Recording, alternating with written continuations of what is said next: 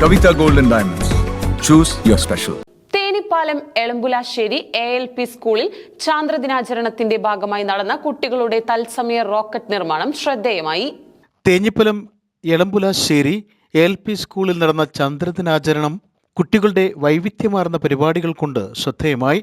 വർണ്ണക്കടലാസുകൾ ഉപയോഗിച്ച് നിശ്ചിത സമയത്തിനുള്ളിൽ വൈവിധ്യമാർന്ന റോക്കറ്റുകളാണ് കുട്ടികൾ ഉണ്ടാക്കിയത്. ഇതോടനുബന്ധിച്ച് പോസ്റ്റർ നിർമ്മാണം, ക്വിസ് മത്സരം, വീഡിയോ പ്രദർശനം, ചന്ദ്രനിലേക്കൊരു കയ്യൊപ്പ്, നിറം നൽകൽ എന്നിവയും നടന്നു.